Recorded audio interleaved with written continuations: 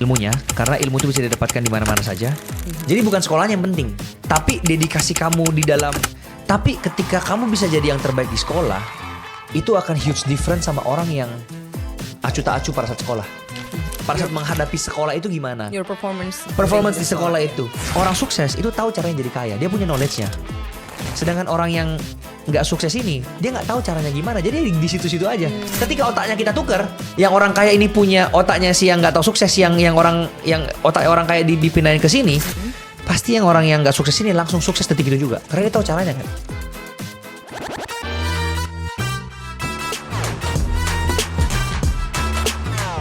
Welcome to K-Pods. Hari ini kita akan ngobrol dengan entrepreneur, content creator, dan podcaster juga yang podcastnya sering aku nonton. Ada Samuel Chris di sini. Hai. Hai Kak, thank you udah ngundang ke sini. Yes, happy to have you here juga. Terima kasih sudah datang.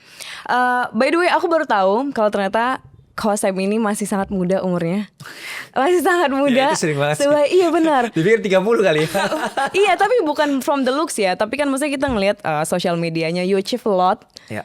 Iya kan, dan juga udah nikah. You're going to be a father anyway. Congratulations. Thank you. Dan maksudnya karena banyak yang kamu dapatkan, banyak yang di-achieve, jadi kita mikir, oh mungkin perjalanannya udah panjang banget, tapi ternyata you achieve it in a very early age lah ya. Mungkin karena aku startnya sangat-sangat early. Oh ya? Jadi Di mungkin umur orang, berapa? aku start dari umur 17. Itu startnya langsung bisnis atau what do you do? YouTube. Oke. Jadi start konten pertama kali itu 2017. Oke. Bikin apa? Vlog atau Ya apa betul. Jadi waktu itu kuliahnya di Amerika. Iya. Kita bikin vlog. Awalnya juga gak ngerti sih cara Iya, bikin konten viral iya. gimana kan. Tapi from that moment sebenarnya sih yang aku mulai. Bahkan di umur 17 itu aku udah kerja part time di US. Oke. As asisten dosen, kerja jadi resepsionis di asrama, di dorm gitu. Jadi startnya itu dari situ. Nah, kebanyakan orang startnya mungkin umur 25, 26. Bener. Jadi begitu udah nunggu 8 tahun udah 33 baru achieve banyak kan. Betul. Tapi aku start early aja. Oh, I see. Iya, biasanya kan orang kalau mau memulai pekerjaan atau karir kan emang ya udah tunggu abis kuliah dulu biar fokus Betul, gitu kan. betul. Tapi ternyata ini while kuliah kerja Betul. juga. Nah, ini menarik juga karena udah kuliah jadi US graduate, pulang. I heard juga your parents have business. Kenapa tidak lanjut ke bisnis aja? Why do you have to start it Yeah. from the scratch Wow, lagi? ini pertanyaan yang baru ditanyakan di sini sih. Kayak, ini pertanyaan bagus banget. Kenapa? Jadi ya aku kayaknya nggak bisa spill ya bisnis keluarga aku apa. Oke. Cuman anyway, sebenarnya balik lagi aku selalu ngomong di mana-mana. Kalau aku tuh kan pewaris sebenarnya. Oke. Ya, karena kalau aku perintis agak tidak masuk akal ya. Aku bisa kuliah di Amerika itu siapa yang Betul. biayain? Nanti Biaya kuliah di Amerika anyway butuh 4M minimal. Oh, kamu dan bayar sendiri? Enggak. Maksudnya bukan yang kayak scholarship gitu berarti? Bukan ya, jadi ini full dari pendanaan dari orang tua, dari keluarga Iya, gitu iya, ya. iya. Ya itu Got it. 4M untuk 4 tahun. Jadi kalau aku bilang aku bukan pewaris, bohong banget. oke. Nah, cuman pertanyaannya kan kenapa aku nggak mau lanjutin bisnis orang tua? Karena pertama, sebenarnya aku tuh nggak pernah terbayang aku bisa ada di titik sekarang dengan influencer, dengan semua yang aku achieve sekarang.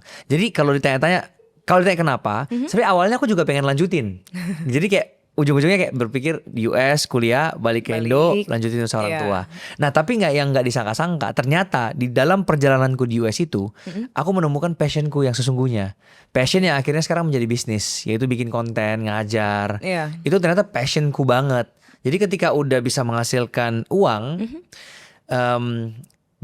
ya 4 tahun yang lalu lah ya, awal-awal menghasilkan uang, itu aku udah kayak, oh ini ternyata bisa jadi sesuatu yang besar. Dan ternyata semakin kesini, bahkan aku bisa melihat potensi bisnisku itu akan surpass bisnis keluargaku. Oh wow. Jadi ya? dari sana aku stay, karena pertama yang tadi ya, aku bisa menjadikan passion ini menjadi duit. Ya.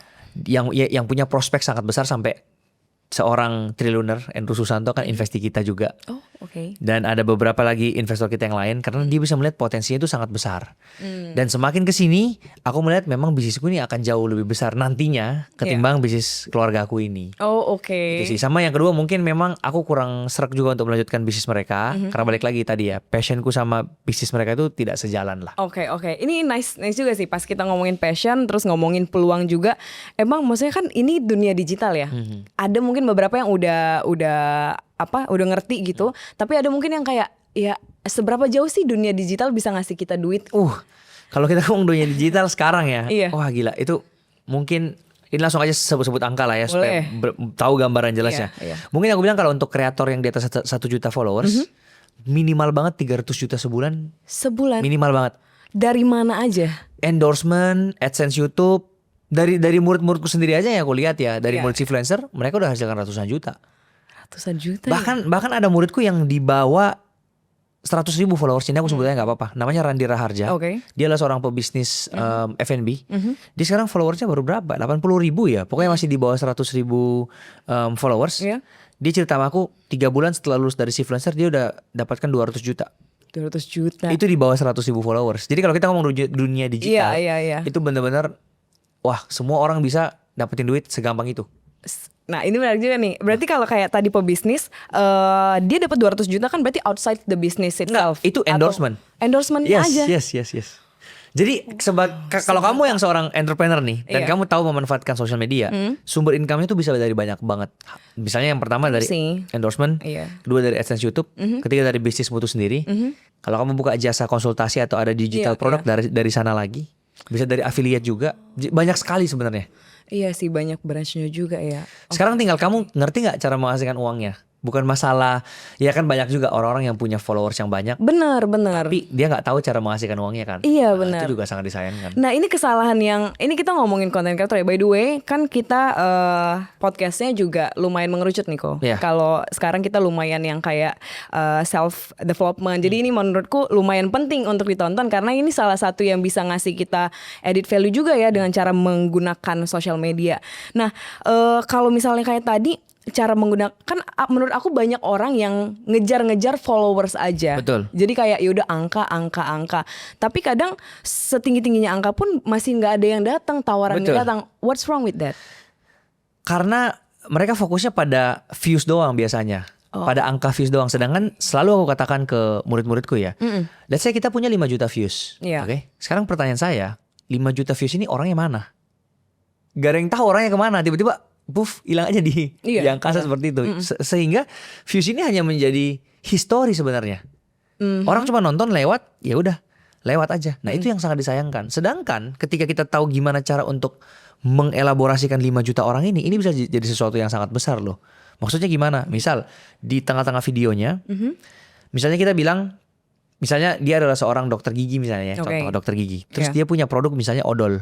Oke, odol. Nah, si dokter gigi ini pengen jual odol dan pengen odolnya laku untuk menghasilkan uang kan. Pada saat orang nonton video dia, di tengah-tengah videonya dia selipkan seperti ini. By the way, aku habis keluarin odol baru loh, rasa Esteller misalnya. Buat kamu yang mau cobain, aku punya 1000 free sampel nih yang aku bisa kirimin ke rumah kalian untuk kalian cobain secara gratis. Hanya sesimpel kalian komen di kolom komentar sikat gigi misalnya. Oh banyak lagi yang aku lihat kayak gitu. Terus misalnya dia komen sikat gigi, karena dia pakai ManyChat, nanti ada DM yang masuk secara otomatis kan benar. ke DM mereka, dan itu dimintain data, nama, nomor telepon dan email. Iya. Oke. Begitu dia udah punya 3 data ini, let's say kita ngomong dari 5 juta orang, Iya. yang isi data itu anggaplah 10% aja Oke. untuk dapat free sampelnya ya. Berarti itu berapa itu? 500.000 orang kan. Nah 500.000 orang yang beneran coba sampelnya, kita ngomong 1% aja.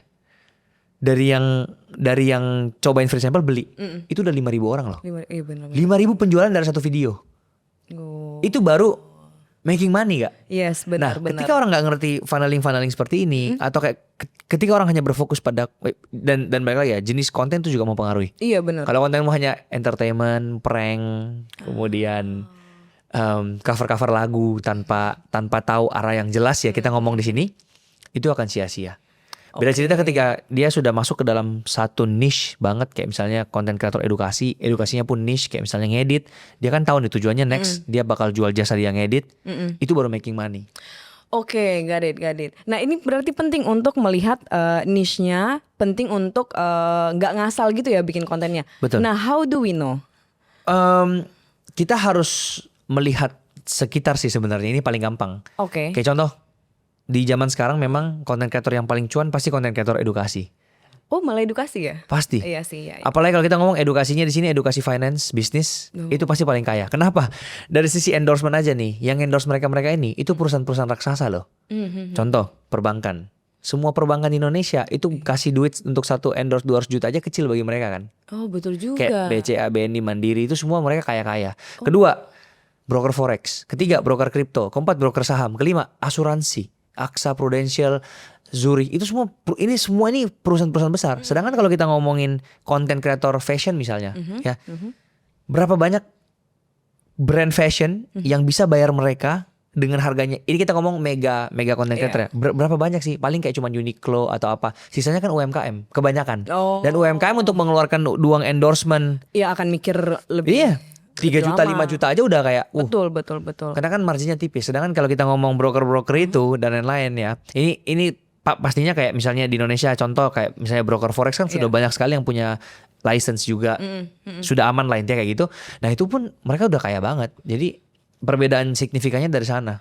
Oh oke. Dan itu maksudnya the mega sponsor ini juga mencarinya yang memang mungkin yang ngomongin finansial dari awal ya. Maksudnya bukan finansial dari 10 konten cuman satu ngomong finansial. Iya betul. Mungkin Betul. Harus terfokus, gitu ya? harus terfokus.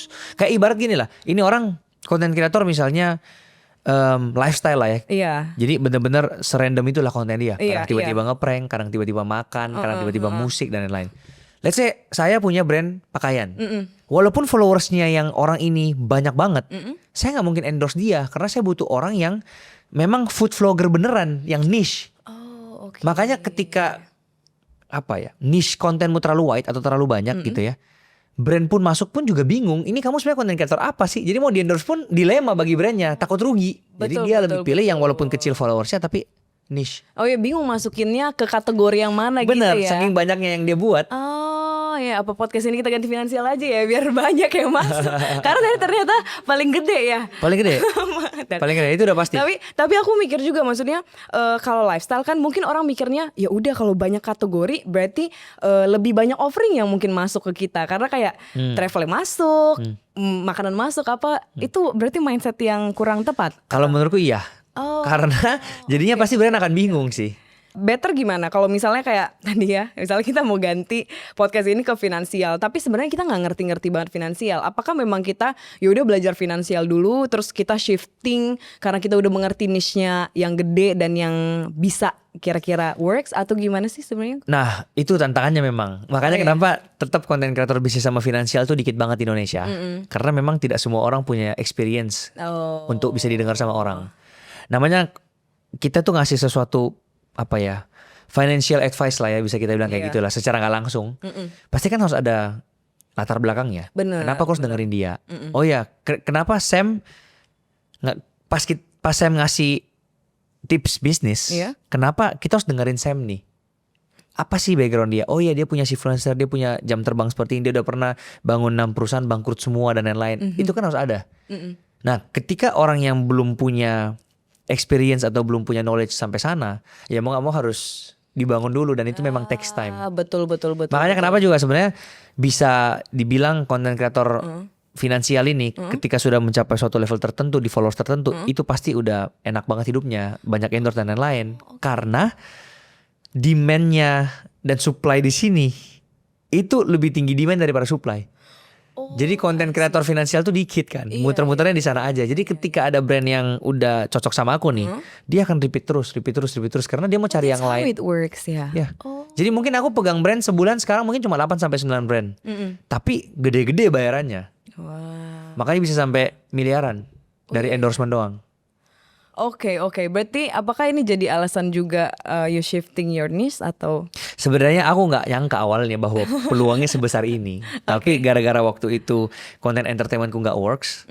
Dan aku berarti awal-awal entertainment banget, entertainment aja. Bukan cuma entertainment, semua jenis konten aku pernah buat. Coba ya, iya. Kecuali ASMR. Tapi semuanya aku pernah coba. Oh iya ya. Makanan, horor, prank, challenge, vlog, reaction semua aku coba. Masa-masa explore lah itu. Masa-masa ya. iya. Atau masa apa? Masa-masa explore dan gak ngerti. Gak ngerti bahwa kita harus pilih satu niche, gak ngerti cara bikin konten viral gimana. Jadi apa yang lagi tren diikutin aja. Nah, sampai akhirnya 2019 sampai 2021 itu masa-masa terpuruk lah di dalam karirku. Kenapa? Kontenku yang reaction itu, reaksi orang luar negeri itu nggak bisa aku buat karena itu masa COVID. Jadi teman-temanku dari luar negeri pada balik ke negaranya, aku juga balik ke Indonesia. Nah akhirnya dari situ harus start konten baru. Pada saat start konten baru, nggak ketemu winning kontennya. Nah itu berlangsung selama 2 tahun. Nah jadi yang awalnya kontenku viewsnya itu bisa jutaan views di YouTube, AdSense 100 juta sebulan. Wow. Turun sampai cuman mungkin 500.000 sebulan. Viewers dari jutaan tinggal 3.000, 2.000. Dan ini berlangsung selama 2 tahun. Nah di masa-masa terdalam ini ya udah nothing tulus kan. Kayak mau ganti konten apapun sebenarnya udah nothing tulus. Orang juga udah jatuh kok. Iya betul. Nah di momen itu akhirnya aku shift, mencoba peruntungan, bahas tentang investasi awalnya itu. Karena di tahun 2020 tuh aku awal-awal belajar tentang investasi. 2021 aku merasa kayaknya aku udah 1-2 langkah di depannya orang-orang yang bahkan gak ngerti apa itu investasi. Soalnya 2020 aku sampai ambil kelas orang, aku belajar private dan lain-lain. Oke. Dan dari sana akhirnya 2021 ganti ke konten investasi. Mulai ngajarin orang gimana sih cara investasi kripto dari nol. Tapi ya masih banyak juga yang gak mau dengerin. Bahkan awal-awal pertama kali shift aku di unfollow. Mungkin satu hari ada 15.000 orang unfollow aku. Kenapa? Karena market sebelumnya kan entertainment. Kontennya hahaha. Oh betul. Tiba-tiba serius. Tiba-tiba serius, orang gak suka, di unfollow orang. Sehari bisa berkurang 15.000 followers. Oh my god. Awal-awal gitu lah. Sampai akhirnya yang awalnya minus, lama-lama jadi nol kan. Karena ada yang nambah, ada yang minus kan. Lama-lama nambah dikit, lama-lama grow. Sampai akhirnya sambal kris yang sekarang tercipta. Oke, berarti setelah shifting ke yang baru, kira-kira konten apa yang akhirnya viral dan meledak lah ya bahasanya kalau sekarang? Pertama kali itu seberapa kaya kalau tahu. Iya tahu. Jadi awal-awal pas bahas cara investasi dari nol dan lain-lain itu nggak ada yang nonton karena kan orang Indo kan nggak suka diajar seperti itu kan. Nah akhirnya kita brainstorm lagi sama tim. Kira-kira apa ya konten yang tetap berhubungan sama duit, tapi at least yang bisa viral dulu lah minimal. Kita pikir-pikir, kita lihat, oh Boy William gerbek rumah artis viral, Atta Halilintar gerbek rumah artis viral. Kenapa kita nggak buat konsep seberapa kaya? Tapi gara-gara kita waktu itu takut ngebahas seberapa kaya orang Indo, kita start dari orang luar dulu. Jadi kita start dari seberapa kaya Pablo Escobar, seberapa kaya Ronaldo, seberapa kaya Messi, seberapa kaya Conor McGregor dan lain-lain lah. Kan mereka jauh kan kalau musuh kita, terus dia kan nggak ngerti juga bahasa Indonesia. Betul, jadi nggak apa-apa gitu. Nggak apa-apa ya kita bahas orang luar kan nggak mungkin Ronaldo. Oh aku dibahas nih kekayaan.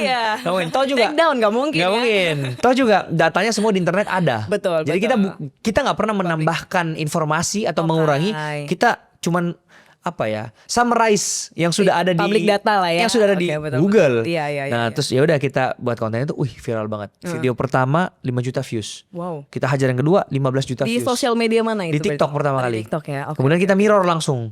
Kita mirror ke IG, kita mirror ke YouTube Shorts. Booming banget. Ini berlangsung selama setahun ya. Setahun itu aku di TikTok. Baru buat 2022, setahun udah 1 juta followers di TikTok dari konten ini. Nah lama-lama orang sudah familiar dengan mukaku, si influencer juga akhirnya bisa kelihatan hasilnya. Karena kan waktu seberapa kayak awal-awal, si influencer belum ada. Terus si influencernya datang setelah? Si influencer tuh 2023 akhir ya. Oh oke. Jadi memang sudah ada dulu, sudah settle dulu secara akun ya, dan secara personal brandingnya sendiri. Betul. Jadi seberapa kaya itu 2022 awal tuh. 2022 Januari tuh belum ada bisnis malahan. Ya kan 2022 awal sampai 2023 pertengahan lah. Itu viral-viralnya tuh 1 tahun setengah.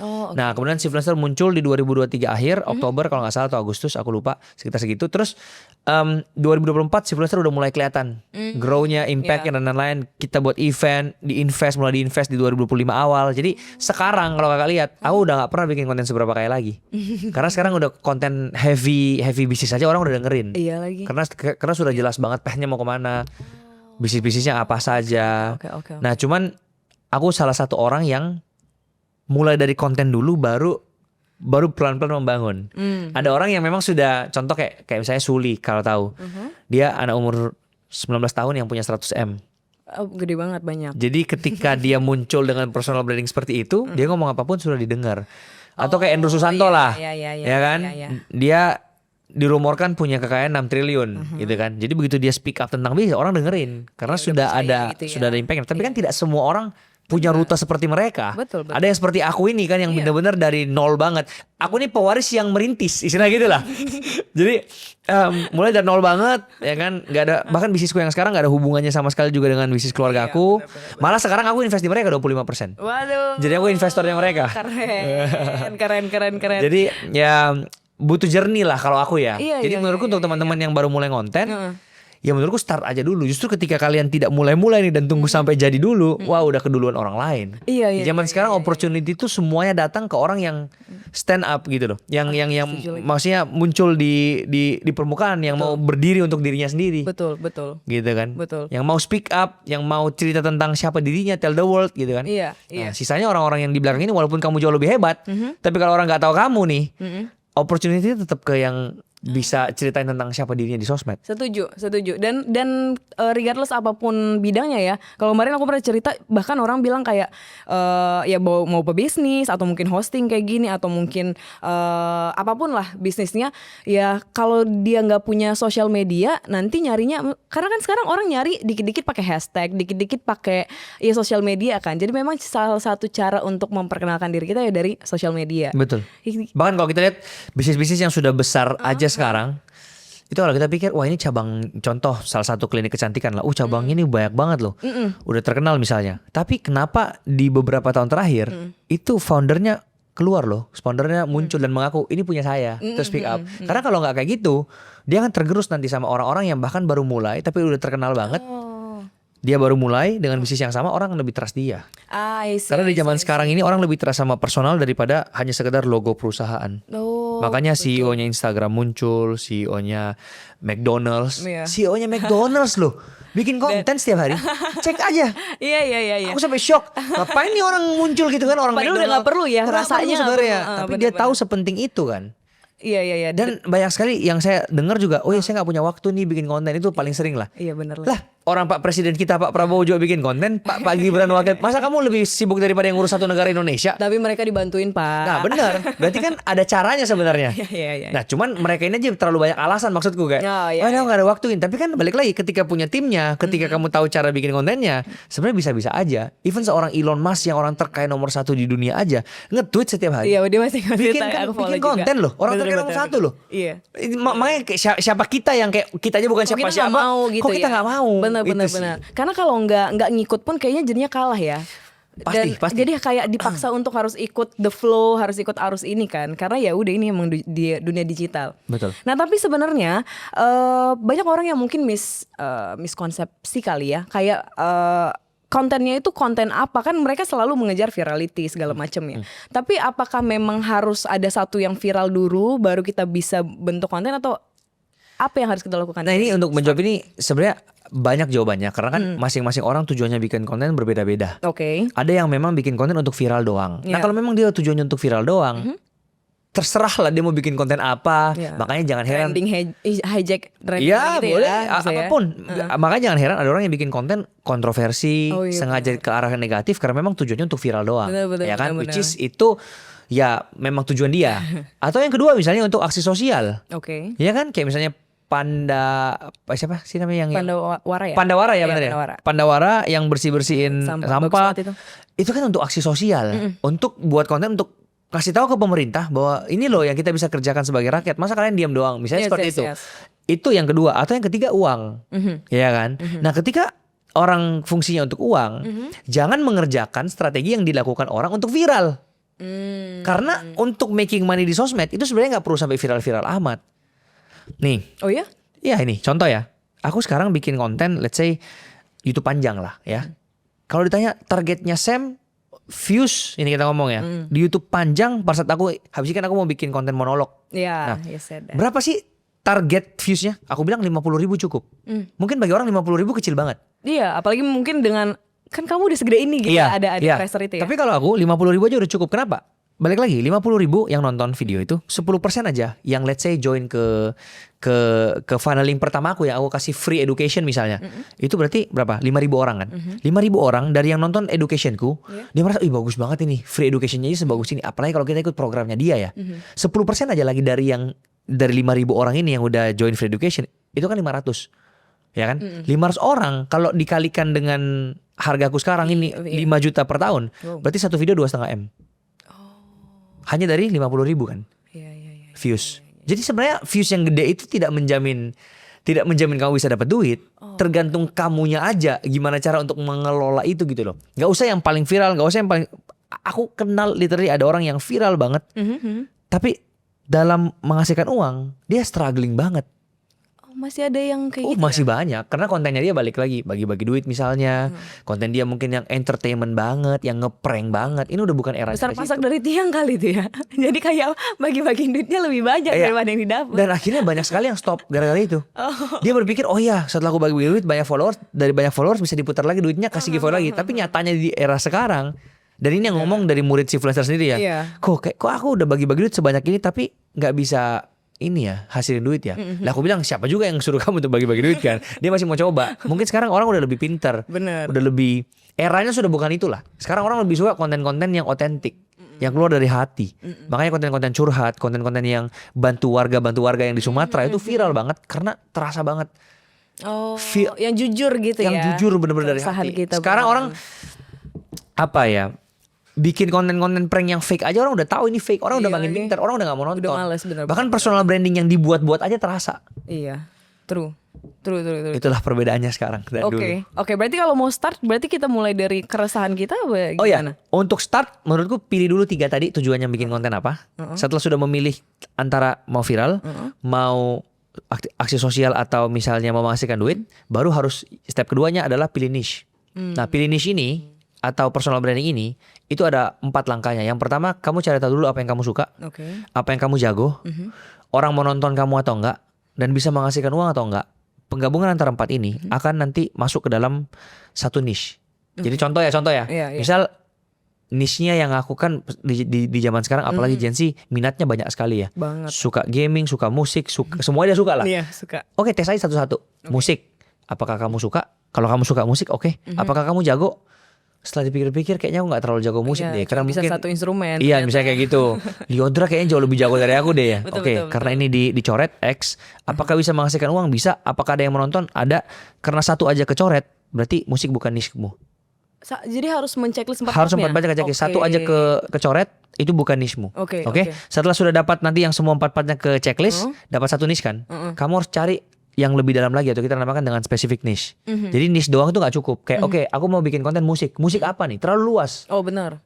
Susah kamu, justru semakin kamu spesifik semakin gampang dapat idenya. Semakin kamu wide musik, kamu bingung sendiri nanti Iya, musik pilih apa ya. yang mana ya? Iya, benar-benar. Tapi kalau kamu bisa spesifik, oke, aku mau bikin konten musik apa dulu nih? Oke, aku mau bikin tutorial cara nyanyi aku mau bikin konten ngajarin orang nyanyi dari yang nggak bisa nyanyi sama sekali. Iya. Range umurnya ditentukan dari awal semuanya. Range umurnya dari umur 18 sampai 25. Kenapa? Karena kalau kita tahu target market kita, gaya bahasa kita akan beda. Iya. Kalau kita umurnya yang 18 sampai 25, kita pakai gua lu masih masuk. Yes, Tapi kalau kita memang targetnya anak kecil, let's say ngajarin anak kecil nyanyi umur 8 sampai 12. Ngomongnya gimana? Dik-adik, Iya. kalau misalnya kamu mau nyanyi, gitu kan. Tapi kalau kita ngomong yang lebih dewasa, saya, Anda, dan lain-lain. Nah itu semua mempengaruhi lah. Nah setelah udah ada spesifik niche-nya, contoh tadi ngajarin anak kecil, ngajarin Gen Z dari umur 18 sampai 25 nyanyi dari yang fales sampai enggak. Nah itu nanti konten-kontennya akan keluar dengan sendirinya tuh, karena sangat-sangat niche. Oke.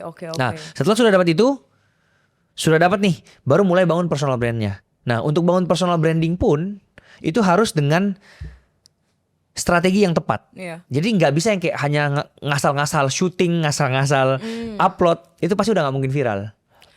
Makanya setiap kali aku lihat orang yang nggak viral-viral, ya karena balik lagi dia nggak tahu ilmunya. Mau dia upload sampai 1 juta konten pun dia nggak akan viral-viral, karena semuanya di ilmu. Ketika kamu punya ilmu, kamu akan viral langsung karena kamu tahu caranya kan. Oh. Jadi perbedaan antara orang yang sukses sama enggak, ini aku udah ulang berkali-kali nih, adalah orang sukses itu tahu caranya jadi kaya, dia punya knowledge-nya. Sedangkan orang yang nggak sukses ini, dia nggak tahu caranya gimana, jadi di situ-situ aja. Ketika otaknya kita tukar, yang orang kaya ini punya otaknya si yang nggak tahu sukses, yang otak orang kaya dipindahin ke sini, pasti yang orang yang nggak sukses ini langsung sukses detik itu juga, karena dia tahu caranya kan. Nah jadi balik lagi, ketika mau yang namanya bikin konten viral itu, mau membangun personal branding yang benar ya, itu kan butuh strategi, Betul. butuh ilmu. Betul. Apa saja sih yang kita butuhkan? Kamu harus ngerti cara bikin skrip gimana. Oh. Struktural skripnya itu dibagi menjadi 4. Ada hook, foreshadow, body, sama closing. Oke. Dalam banget. Terus nanti yang kedua, cara ngomongnya gimana? Iya. Cara editingnya gimana? Cara uploadnya gimana? Cara pemilihan ide viralnya aja tuh kalau di dalam influencer dibagi menjadi 7 nih. Oh, oke. Karena gini. Teknis banget ya jadinya ya. Teknis banget. Banget. Nih contoh ya. Kalau kakak sekarang bikin konten, ya kan? Bikin konten aja anything, itu pasti kalah viral dengan ketika orang bikin konsep dengan konsep viralitasnya si influencer. Jadi di dalam si influencer tuh ada 7 faktor viralitas nih. Yang pertama menyangkut orang terkenal. Ketika orang bikin konten, ada orang terkenalnya. Contoh kita bahas Pak Prabowo, pasti viral nggak video ini? Kedua, berhubungan sama yang lagi relate di luar sana. Ketika siapapun lah, siapapun yang bikin konten tentang Sumatera sekarang pasti viral. Yang ketiga, ada unsur pro dan kontra. Ketika kita bikin konten, ada yang pro, ada yang kontra di komen, kan rame komennya tuh. Bener, pasti viral lagi kan? Ya, membentuk traffic. Yang keempat, bahas yang lagi viral di luar sana. Nah, yang lagi viral sekarang apa sih? Nah, apapun itu kita bahas pasti viral juga kan? Dan itu ada 7, misalnya ada unsur emosinya. Jadi kalau orang pas lagi nangis-nangis di konten pasti viral. Nah, ketika orang masukin 7 faktor viralitas ini ke dalam video dia, sama orang yang nggak ngerti bahwa ternyata ada rumus seperti ini di dalam video, hasilnya udah beda. Walaupun sama-sama kita ngomongnya ini orang nggak punya nama sama-sama. Benar. Nah, hal-hal seperti inilah yang menurutku, kalau soal ditanya aku, jadi gimana cara startnya ketika aku mau bikin konten? Ya harus belajar dulu karena teknis banget. Orang yang bikin konten kamu lihat viral secara konsisten di sosmed, itu bukan hoki-hokian, bukan karena Samuel Chris yang upload makanya bisa viral. Tapi karena ada strategi dan rumusnya yang mempertahankan keviralan itu. Oke. Nah, makanya gini Kak. Boleh dicoba nih. Aku mau kasih roadmap dan training gratis kepada semua yang nonton ini, boleh gak? Oh nice, boleh dong, boleh. Jadi mungkin kalau tanya startnya gimana, hanya sesimpel klik aja link yang nanti ada ditaruh di deskripsi di bawah, dan mungkin nanti kakak bantu juga untuk komen dan dipin komennya biar orang lebih gampang lagi untuk ngeklik. Ini 100% free. Dia tinggal nanti pilih dia mau jadi content creator full time, dia mau jadi pebisnis yang bangun personal brand, atau dia mau membangun social media bisnisnya supaya omsetnya meningkat. Setelah pilih di antara 3 ini, kita akan kasih roadmap yang sesuai dengan yang mereka mau. Jadi beda soalnya kan. Kita kasih roadmapnya plus ada video training aku yang syuting semuanya. Dan itu semuanya for free. Tinggal ditonton aja, dapatkan ilmunya. And then from there mereka bisa upload. Start ya. Betul. Oke. Nanti kita cantumkan, kita pin juga karena kapan lagi dapat free roadmap. Ya. Tapi berarti ada banyak pertanyaan juga sih. Kalau yang pertama berarti untuk mencari niche, maksudnya kita datang nih mau ke influencer. Kan kita harus sudah tahu dulu kita kontennya apa, tadi niche-nya segala macam. Apakah kita harus upload dulu supaya dapat datanya gitu atau gimana? Kebanyakan yang datang ke kita memang dari nol banget. Jadi pas datang di kita nggak langsung suruh cari niche sih. Kita biasanya jelasin dulu kayak peluang kedepannya ini sebagai content creator tuh gimana sih cara memanfaatkan sosmed yang benar, algoritma basicnya itu gimana sih, itu dulu lah. Ya kan sampai mereka lebih yakin lagi bahwa oh iya kayaknya saya kalau nggak punya sosmed di era sekarang bakal kalah nih sama yang lain. Kalau sudah di level sana, baru kita tanya mereka. Ini kamu sukanya bikin konten apa, atau apa sih kelebihan kekuranganmu. Jadi kita bantu. Bukan yang kayak masuk kamu harus tahu ya personal branding, terus ngapain join kita.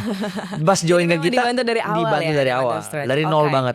Tadi mention juga ngasilin duit nih. Kalau misalnya kita real case deh, kalau kayak kita podcast. Terus how we can earn money dari podcast nih? Ini aku buka dapurku sendiri nih ya. Boleh. Podcast itu untuk dapat duitnya yang paling pertama pasti dari AdSense. Walaupun kecil ya. Walaupun kecil banget. Tapi yang kedua pasti dari brand deals. Jadi brand deals tuh kayak ini iPad, ada iPad di sini ya kan. Itu paling banyak. Banyak sih aku lihat. Ya, dan yang ketiga, kalau di podcastku nih yang bisnis banget. Orang yang masuk ke podcastku sekarang itu melalui 2 jalur. Yang pertama aku yang undang. Dan ini pasti menurutku bagus banget kualitasnya dia untuk sharing. Dan yang kedua, dia bayar masuk ke podcastku untuk mempromosikan dirinya dan mempromosikan bisnisnya. Nah di bulan Desember aja ini kayaknya ada 4 orang yang ke podcastku bayar. Dan for me ya nggak apa-apa selama bisnisnya dia positif, selama aku lihat background dia oke, gitu kan, datang aja cerita di sini. Karena pertama kalau misalnya dia nggak lewat jalur yang bayar, ya sampai mungkin dia butuh waktu yang lebih lama lagi untuk datang ke podcastku kan, sampai aku nyadar oh ada dia nih misalnya kayak gitu. Ya tapi kan di dalam dunia ini kan ada yang fast track, kayak di Universal aja ada yang fast track bayar ekstra. Jadi mungkin kalau ditanya cara untuk mendapatkan duit dari podcast, mungkin dari yang kedua sama yang ketiga ini yang paling besar. Paling besar ya. Tapi kan itu big podcast gitu ya. Kalau misalnya memang baru start podcast juga, apakah ada ya nggak bisa lain? Jadi memang harus di mana-mana yang betul, di mana-mana yang namanya merintis, mau pekerjaan apapun merintis pasti susah awalnya, nggak mungkin menghasilkan uang. Kayak ya udah afiliasi aja segala macam gitu-gitu. Ya kan? Itu juga bisa. Itu juga bisa. Oke. Cuman ya Start-startnya. balik lagi namanya merintis. Aku aja hasilin uang di sosmed itu di tahun ketiga baru dapat duitnya. Nah ini penting nih menurut aku, karena mungkin orang mikir ya udahlah sekali viral nanti langsung dapat duitnya banyak, nanti langsung di endorse, langsung pergi traveling kemana gitu kan. Nah itu kalau jalurnya balik lagi itu kalau jalurnya dia yang content creator memang takes time. Tapi kalau jalurnya yang pakai caraku tadi, yang kayak funneling, cara making money-nya, itu sebenarnya kamu nggak butuh followers yang banyak. Kamu cuma butuh satu videomu viral aja. Oke. Itu sudah cukup untuk kamu hidup 10 tahun. Masa sih 10 tahun? Kalau yang nonton videomu 10 juta views, terus kamu beneran pakai funneling itu bisa sampai puluhan miliar kamu dapat dari satu video itu. Karena memang mengconvert views ke duitnya tadi ya. Betul. Makanya apa ya, untuk jadi viral dan menghasilkan uang ini dua hal yang berbeda ternyata ya. Dua game yang berbeda Iya, di sosmed. Bener. Gitu. Jadi harus benar-benar mengerti lah gameplay-gameplaynya. Misalkan aku aja sekarang loh, targetku udah bukan cari followers berapa lagi pertambahannya, aku nggak cari viewers lagi berapa. Yang aku mau sekarang gimana omset target sebulanku tuh bisa tercapai setiap bulannya. Itu yang aku butuh sekarang. Berarti kalau algoritma lagi kacau juga Sam nggak apa-apa dong? Kan kadang walaupun udah followersnya banyak, viewers banyak, ada satu konten tuh kayak kok di bawah 10.000 ya, kok segini ya gitu. Oke. Ini aku jelaskan agak panjang sedikit, gak apa-apa ya, mengenai algoritma ya. Boleh. Algoritma itu nggak pernah berubah dulu, sekarang dan sampai selama-lamanya. Masa? Oke, logikanya begini. Kalau memang algoritma ada yang dibilang algoritma rusak nih, algoritma sekarang lagi mengarah ke konten food. Sedangkan kita kontennya bisnis. Jadi wah semua yang food yang lagi naik sekarang. Misalnya seperti itu ya. Iya. Menurutku agak impossible itu terjadi. Karena berapa juta, mungkin berapa ratus, mungkin berapa miliar manusia yang menggunakan sosmed. Ya, berapa miliar manusia yang menggunakan sosmed. Masa sih ada algoritma yang secanggih itu yang sampai per akun itu satu-satu. Oke, minggu ini aku mau naikin ini dulu deh, minggu depan aku mau naikin ini dulu deh. Itu mustahil terjadi. Bisa pecah kepalanya TikTok, Instagram, dan YouTube ketika ada algoritma yang dibuat sangat-sangat personalis untuk miliaran manusia dan effort mereka sebesar itu berarti. Mustahil. Terus pertanyaannya, kenapa bisa ketika kita upload konten walaupun di akun yang sama ya, Sam yang ngomong di akun yang sama tapi ini viewsnya cuma 10.000. Di video berikutnya yang nonton sampai jutaan. Jawabannya adalah video yang 10.000 ini memang jelek videonya. Jadi ngomongin kualitas. Dia nggak memenuhi syarat untuk bisa viral. Gimana sih syarat untuk bisa viral sebuah video? Ini aku bongkar sini ya. Cuma ada satu rumus untuk bikin semua konten itu bisa viral. Yaitu apa? Kamu harus buat video yang bisa ditonton orang dari awal sampai habis. Selama mungkin orang nonton videomu. Kalau bisa dia muter-muter, dia ulang lagi videonya, itu semakin viral videomu.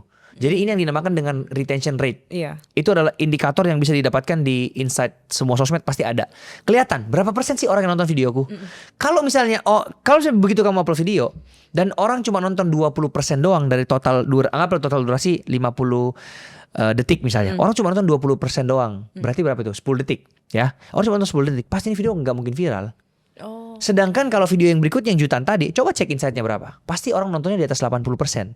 Dari 50 detik orang nonton 40-an detik misalnya. Algoritma membaca, orang suka nih sama video ini nih. Apalagi banyak yang komen, banyak yang share, banyak yang like, banyak yang save. Oh bagus nih video.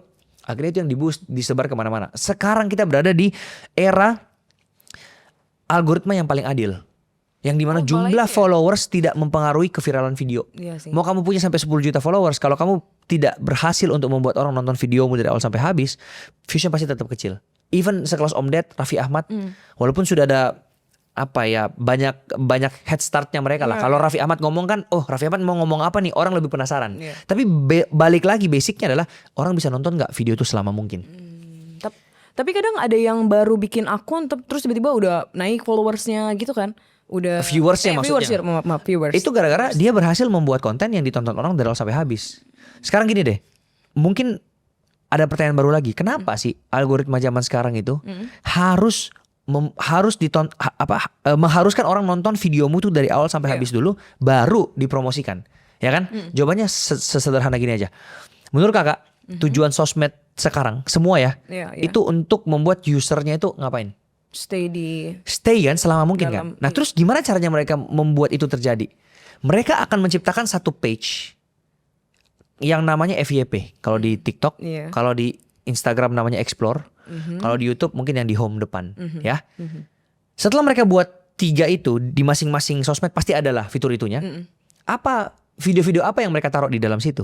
Itu adalah video-video yang berhasil menghipnotis atau membuat orang nonton dari awal sampai habis kan. Supaya apa? Kita ini yang awalnya pengen nonton cuma 3 menit, jadinya 3 jam. Iya benar. Nge-scroll. Wah, udah 3 jam nih. Betul. Kita nggak sadar kan? Betul. Nah, kenapa itu bisa terjadi? Karena yang di situ memang sudah kumpulan video orang yang bisa menghipnotis kita, yang membuat kita nonton dari awal sampai habis. Sengaja dikumpulin supaya kita ini kalau bisa 24 jam gak usah mandi, gak usah tidur, nonton aja TikTok setiap hari. Bener. Jadi kalau kita balik logikanya sekarang, gimana cara kita masuk FYP? Kita yang harus bisa bikin video yang ditonton orang dari awal sampai habis. Simple. Logika dasarnya seperti itu. Nah, cuman pertanyaan lagi yang paling besarnya adalah gimana caranya untuk kita bisa bikin video yang ditonton orang dari awal sampai habis. Semua komponen-komponen tadi sudah aku bahas tadi. Scriptingnya, cara ngomongnya, 7 faktor viralitasnya, idenya, personal brandnya, cara ngeditnya, cara upload, semua itu kompleks. Nanti ketika kamu sudah menguasai ilmu ini, kamu akan bisa membuat video yang bisa ditonton orang dari awal sampai habis. Jadi sekarang kalau ditanya tujuannya apa semua murid Sifluencerku? Bukan buat viral, buat konten yang bisa ditonton orang dari awal sampai habis. Nanti keviralan akan datang dengan sendirinya. Kita satu-satunya pelatihan konten kreator di dunia yang dari total murid cuman mungkin sekarang hampir 2.000 murid ya. Banyak banget. Ya kalau dibandingkan sama yang lain mungkin kita masih kecil banget ya. Yang lain 30.000, 40.000 murid. Tapi dari small portion ini aja yang menurutku 2.000 murid ini, kita bisa mengumpulkan sampai 30 miliar views dalam waktu setahun setengah. 30 miliar tuh nolnya 10 loh Kak. Bukan million loh ya. Ini miliar. Berarti billion views. Kita satu-satunya di dunia. Even sampai yang di London standar yang sudah kayak internasional yang muridnya mungkin 150.000, dia cuma bisa mengumpulkan 15 billion views. Kita kali 2-nya dengan jumlah kuantitas murid yang dan durasi waktu yang mungkin lebih sedikit. Kalau compare mungkin mereka sudah 5 tahun kali ya, nggak tahu. Dan total followers yang grow dari 2.000 murid ini mungkin udah 20 juta followers. Jadi memang udah membantu banyak. Jadi sudah proven konsep lah untuk kita punya konsep ini seperti itu. Tapi berarti diajarin juga nggak kalau misalnya ke mereka bikin konten harus upload setiap hari? Kan katanya harus. Karena untuk sekarang memang mainnya di kuantitas untuk gitu awal-awal. Karena kan mereka masih belum menemukan seberapa kayanya Samuel Chris nih. Mereka harus menemukan apa nih satu konten yang bisa buat mereka boom. Nah, caranya gimana? Kalau mereka uploadnya sebulan sekali, berarti eksperimennya lama banget nunggunya. Betul. Tapi kalau uploadnya setiap hari 2 misalnya, pasti akan cepat ketemu winning kontennya itu yang nanti mengakibatkan mereka bisa viral secara konsisten. Noted. Karena aku pernah ngobrol juga sama orang TikTok lah ya. Kita datang ke kantornya terus dia bilang ini tahun 2023 ada 65 juta konten yang diproduksi sama TikTok setiap harinya. Jadi kalau misalnya lo cuma upload 1, ya lo melawan 65 juta gitu kan. Betul. Jadi memang harus ya berarti ya setiap hari kuantitas is important, tapi strategi dan quality also important. Betul. Jangan sampai ngupload doang nih tapi nggak tahu ilmunya, mau ngupload sampai 10 juta konten pun nggak viral-viral. Betul. Berarti kalau kita memang mau start berarti kita bisa datang ke Sifluencer. Atau paling simpelnya ambil gratis dulu aja deh, nggak usah bayar deh, santai lah. Atau nggak buku gua aja deh yang harga cuma 100.000 ini. Udahlah, ini juga benar. Gak usah bayar mahal-mahal lah. di dalam ini ada juga, di dalamnya ada tips-tips juga berarti ya. Benar, ini ada sudah ini ya. All in one lah. Oke. Berarti ini penting juga. Berarti Sifluencer ini tadi kita ngomong juga, Sam ini adalah foundernya ternyata. Betul. Nah tadi kita ngobrol juga nih kenapa kamu lebih suka dipanggil lebih suka disebutnya founder ya, bukan kayak CEO. Karena kan orang kan udah punya satu bisnis. Dia lebih suka CEO ya. Iya, kayak gue nih CEO nih gitu. Iya. Fun fact, aku bukan CEO-nya Sifluencer. Oke. Jadi mungkin orang banyak akan terkaget-kaget setelah mendengarkan ini. Biasanya kan dipanggil kayak CEO. CEO. Dan bukan cuma Sifluencer. Sekarang aku ada yang sebagai founder ya, yang aku benar-benar bangun dari nol tuh mungkin ada 4 bisnis sekarang. Salah satunya lapangan pedal, ada F&B. Di mana lapangan pedalnya kalau boleh tahu? Di Makassar. Di Makassar. Kita salah satu yang paling besar. Mantap sih, benar kayak gitu. Iya, betul. Dan di Makassar, terus kita ada toko emas. Aku baru buat juga ini di Makassar juga, aku founder tuh Sifluencer. Sama Ailo, aku ada F&B bareng sama Kak Okin. Oke. Ini semua founder di 4 ini, dan sisanya aku invest. Mungkin aku invest di bisnis mungkin sekarang ada 5-6 ya. Di 4 bisnisku ini aku jadi founder, gak ada satupun yang aku jadi CEO by the way. Kenapa? CEO itu kan direktur utama ya kalau bahasa Indonesianya. Iya. Menurutku itu pekerjaan yang paling repot. Karena dia harus, misalnya setiap ada keputusan apa-apa, dia harus tanda tangan. Dia harus hadir juga berarti. Harus hadir juga. Benar. Misalnya ada apa-apa sama token bank deh, paling simpel dia harus ke banknya. Nah, jadi kalau aku selama saham kita sama nih, dan let's say kalau di Sifluencer aku berdua kan sama partnerku namanya Joy. Ya udah aku bilang Joy, kamu aja CEO-nya. Aku bahkan gak ada jabatan pun gak apa-apa, yang penting saham kita sama nih 50-50 misalnya kayak gitu lah. Karena yang paling penting kan yang di akhirnya apa Pembagian sih? hasilnya Pembagian nanti. dividennya kan, Bener, duitnya kan bener, gitu loh. bener. Sama aja aku juga di bisnisku yang lain misalnya berlima misalnya. Yang penting 20 ya udah, mau aku nggak ada jabatan pun nggak apa-apa. Oh, nggak masalah ya. Gak masalah jadinya ya, karena bener. bagiku bukan gelarnya kayak oh ini posisinya apa juga toh juga semua orang tahu si freelancer gara-gara aku juga anyway. Tapi menurutku direktur utama itu mengikat. Jadi ketika seseorang ini sudah jadi direktur utama di dalam suatu bisnis, dia mau buka bisnis berikutnya atau yang lain-lain itu sudah berat lah untuk fleksibilitasnya tuh dia Iya, terfokus pada satu gitu loh. Bener. Makanya partnerku yang satu ini memang dia juga lebih operasional daripada aku sih. Jadi semua back end fokusnya influencer berarti- dia yang ngaturin, iya. hiring, apa tim struktur dan lain-lain dia yang ngaturin semua. Nah, aku memang kan yang jadi face-nya. Jadi kayak yang marketingin dan lain-lain. Jadi aku bilang udahlah bro, kamu aja lah CEO. Aku pun gak ada jabatan pun di dalam Nggak sebuah apa-apa. perusahaan. Karena kan terkadang dengan adanya title dan posisi biasanya diikuti dengan gaji segala macam yang gitu-gitu Kak. Kalau gaji sih kita di Influencer kita sudah komit di 3 bulan di 3 tahun awal kita nggak akan terima 1 rupiah pun. Oh, oke. Jadi uangnya kita kalau masih- gini lebih jelas jadinya. Ya, tapi pun Lebih kebayang. Tapi pun nanti ketika sudah dapatkan gaji pun, gajinya dia pasti sama kayak aku lah. Oh, Walaupun gitu aku ya? nggak ada gaji. Karena kan yang di-set kan pasti foundernya ini gaji mau berapa sih. Oh. Bahkan ada satu bisnis baru yang aku mau buat nanti ini. Aku bakal menggaji CEO kok. Jadi bahkan foundernya itu semuanya gak ada yang mau jadi CEO. Kita lebih rela bayar satu orang yang sudah punya experience dari CEO. Udah kamu kerja di kita gaji kamu. Oh, malah Kalau kayak gitu, ya? kalau kayak gitu lebih untung mana? Lebih untung founder lah orang dapat saham ini cuma digaji. Bener. Jadi ya mungkin awal-awal orang yang nggak punya bisnis mungkin pride-nya kali. Oh, aku mau dipanggil CEO apa? Betul. Kalau aku bahkan semua timku yang di sekarang pun mungkin mereka nggak tahu ya kalau aku bukan CEO dan setelah nonton dia Iya, jadi tahu. iya. Cuman setiap kali ada yang tanya aku nih, Kok Sam di sini sebenarnya apa sih role-nya? Aku bilang aku jadi tukang sapu-sapu aja di sini. Aku selalu bercanda kayak gitu. Oke. Nangkep. Berarti satu pertanyaan terakhir deh.